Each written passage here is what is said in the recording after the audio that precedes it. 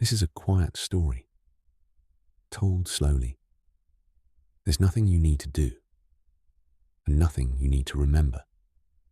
You can listen closely, or let the words fade into the background as you rest. The story will move gently, without sudden moments, and it will stay with you whether you're awake or drifting off. Tonight's story is The Clockmaker's Quiet Hour.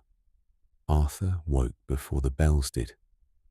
It was not an alarm that stirred him, nor the light, nor any sound from the street below. It was simply the moment when sleep loosened its hold and released him back into the familiar shape of morning. He lay still for a while, listening, letting the quiet settle before moving. The room was cool and faintly scented with oil and old wood. The smell carried up from the workshop below. Over the years, it had become the smell of waking. When Arthur finally sat up, the house answered with a soft creak, the floorboards acknowledging his weight.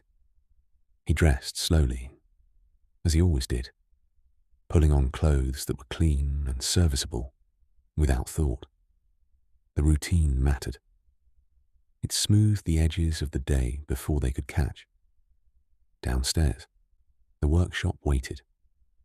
Arthur's shop occupied the ground floor of a narrow building on a side street most people passed without noticing. The window faced east, though neighbouring buildings allowed only a diluted version of dawn to enter. The sign above the door, hand-painted decades earlier, read, A. Bell, Clockmaker.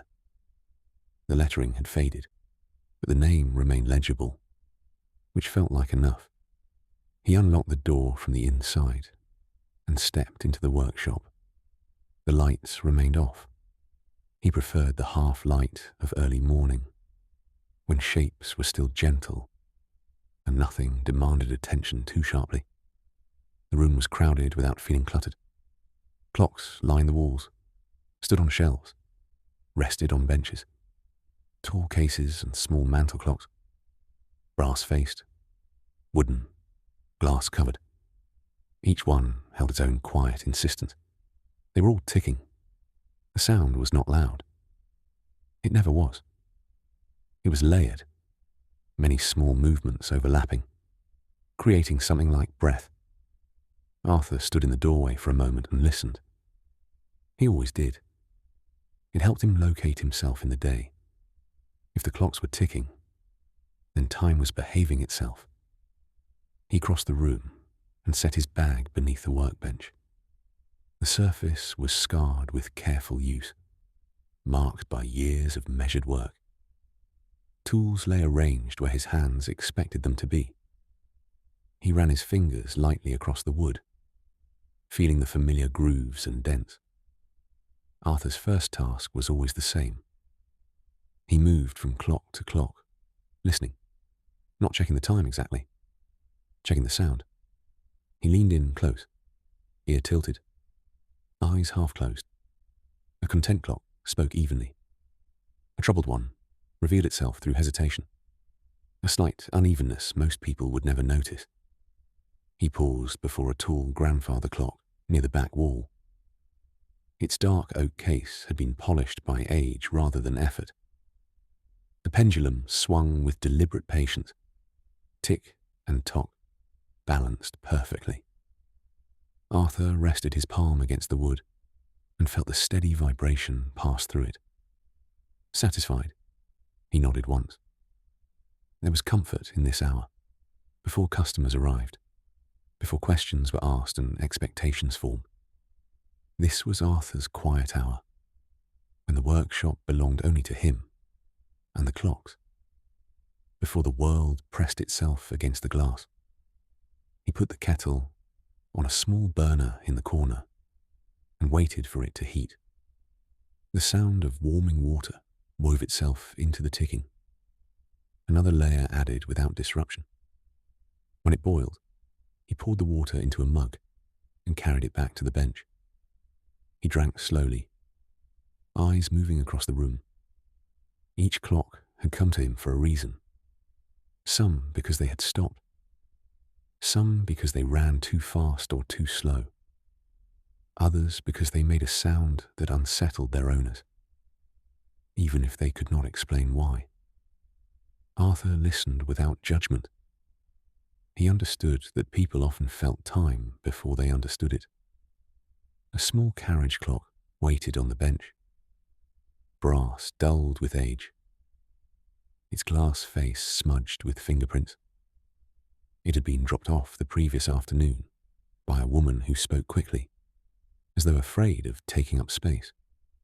"It belonged to my father," she had said. "It still works, mostly, but it doesn't feel right anymore." Arthur had nodded and accepted the clock without asking more. He rarely did. The work did not require stories. It required care. He lifted the carriage clock and held it in both hands. It was heavier than it looked, the weight reassuring. He opened the back panel and leaned close. The ticking was present but uneven, a faint stumble every few seconds. Not enough to stop it, enough to unsettle. Arthur set the clock down and selected a small screwdriver. His hands moved with quiet confidence, the motions practiced and unhurried. As he worked, his mind remained calm, focused on the precise now of gear and spring and balance. The clocks around him continued their steady chorus. He did not think of them as measuring time exactly. He thought of them as holding it, each in its own way. Some held it tightly, marking each second with insistence. Others allowed it to drift slightly, forgiving small errors. There was room for both. When he finished adjusting the carriage clock, Arthur closed the panel and set it aside. He would listen again later. Clocks needed time to settle after being touched, just as people did. The light shifted as the sun climbed higher, finding its way around brick and glass. Dust motes appeared, floating lazily. Arthur wiped his hands on a cloth and stretched his back gently. The quiet hour was nearing its end. Soon the street would wake. Footsteps would pass the window. Someone might knock. For now, the clocks ticked on, patient and precise. And Arthur allowed himself to remain still among them, held in the measured calm of a morning that asked nothing more of him than attention. The first customer arrived later than usual, and Arthur noticed the absence before the presence. There was a stretch of time when the street remained subdued. The bell above the door stayed still. Arthur did not mind. He returned to the carriage clock and listened again. The hesitation had smoothed into a steady rhythm. Satisfied, he placed it beside the others, waiting to be collected. As the morning continued, the workshop filled gradually with the soft intrusions of the day. A man brought in a wall clock that had stopped overnight. A couple arrived together with a mantel clock wrapped in a towel, speaking quietly as though in a place of rest. Arthur greeted them all with the same measured tone, took the clocks, asked what was necessary, and tied paper tags to each piece.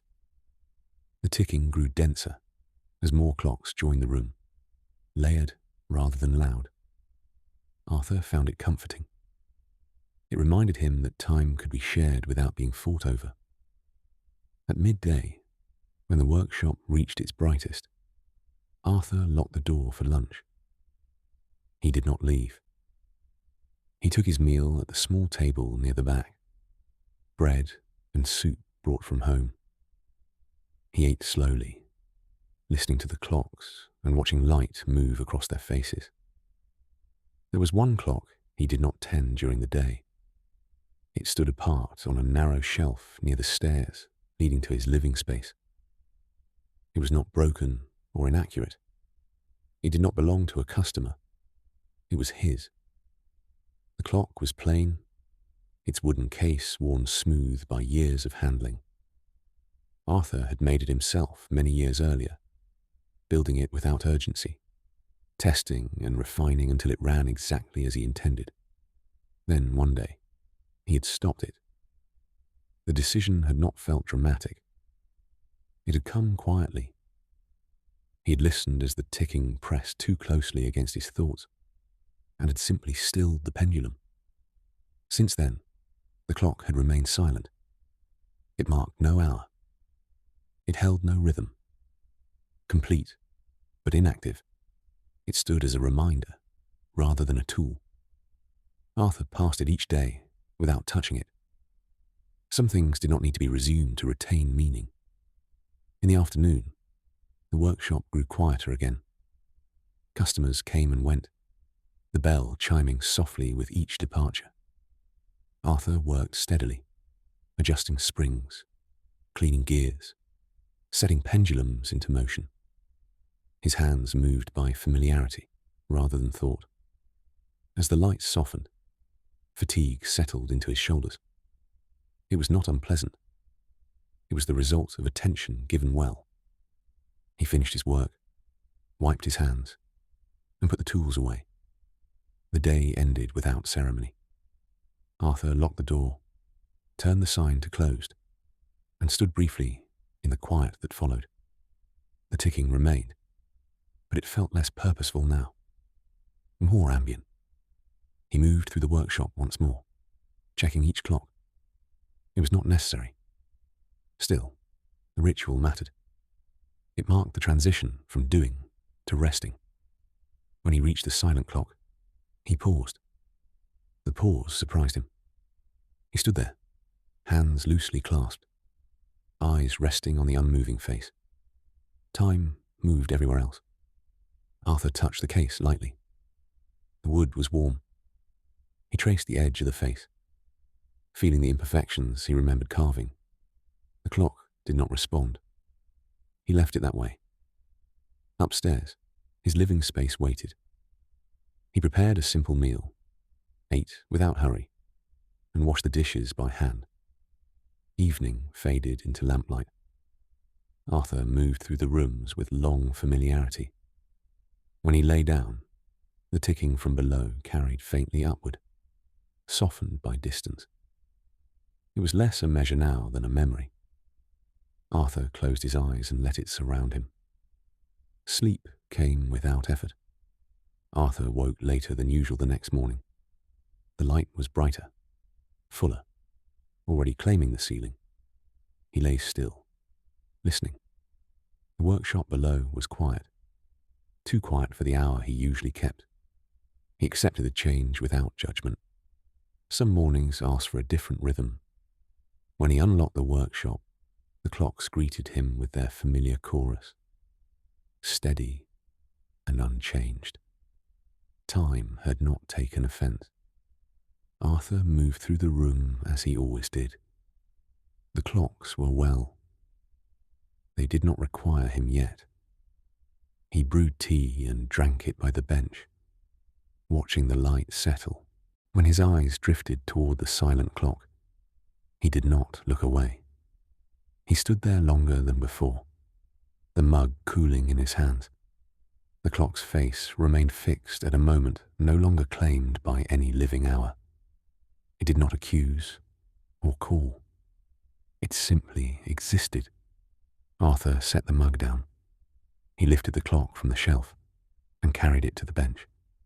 The movement felt deliberate, but light, as though his hands had been waiting. He placed it among the others, though it did not join their sound. For a while, he did nothing. He listened to the layered ticking and noticed how the silence of the stopped clock did not disrupt it. It existed as a quiet counterpoint. Arthur opened the case. The mechanism was clean, preserved by disuse. The pendulum rested exactly where he had left it. He remembered the feeling of that earlier evening, when time had pressed too closely. That pressure was gone now. He set the pendulum in motion with a gentle nudge. It began to swing, tentative at first. then steadier. The sound that followed was soft, almost shy, but it held. Tick, tock. Arthur closed the case and listened. The clock joined the others without demand or insistence. It did not rush or reclaim what had been paused. It simply moved forward. Something loosened in Arthur's chest. He had not known he was holding anything until it was no longer there. The rest of the day unfolded without distinction. Customers came and went. Clocks were mended and set right. Through it all, Arthur's clock kept time quietly, neither louder nor softer than the rest. As evening approached, he returned it to its place near the stairs. It belonged there, not apart, not central, simply present. When he closed the shop, the ticking followed him upstairs, as it always had, but now it felt less like measurement and more like companionship. Arthur moved through his evening rituals and lay down to rest. He did not count seconds or listen for irregularities. He allowed the sound to exist without interpretation. The clocks below kept their steady watch. Arthur Bell slept, held within a rhythm that no longer required his constant attention, knowing that time, once released, did not need to be mastered to be kept. Thank you for watching. If you enjoyed the video, please like, comment, share and subscribe. Thank you for supporting the channel.